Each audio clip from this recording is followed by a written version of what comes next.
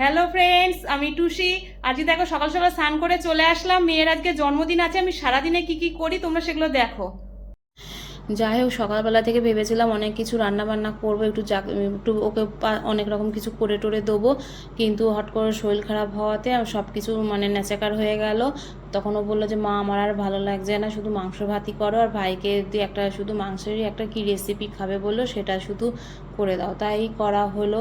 আর যাই হোক, এই বছর যেমন তেমন গেল, সামনের বছরটা ইচ্ছা আছে একটু ভালো করে করা, ওর পছন্দের সমস্ত কিছু করে দেবো, যদি সবাই ভালো থাকি সুস্থ থাকি। যাই হোক, ওর বাবা তখনই আবার ওকে যখন খেতে দিলাম, ওর বাবা তখনই আবার দোকান থেকে বাড়ি আসলো। এসে আবার হাত পাটা যাই হোক নিজে একটু ফ্রেশ হয়ে মেয়েকে আবার একটুখানি আশীর্বাদ করলো, একটু পায়েস একটু ওইখানে জল টল খাইয়ে দিল।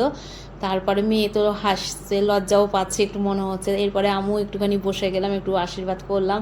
যে একটু আশীর্বাদ মানে কি, একটু পায়েস আর একটু জল খাওয়ালাম একটুখানি।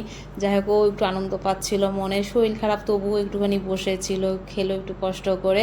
যাই হোক, তোমরা সবাই ওকে আশীর্বাদ করো যাতে দীর্ঘায়ু হয়, ও ভালো থাকে সুস্থ থাকে এবং সমস্ত মনের ইচ্ছা ওর পূরণ হয়। তাহলে চলো, সমস্ত কাজ কাম সেরে সুরে উঠে বসলাম, এবার দোকানে যাব। তোমাদের সাথে আবার দেখা হবে পরের ভিডিওতে।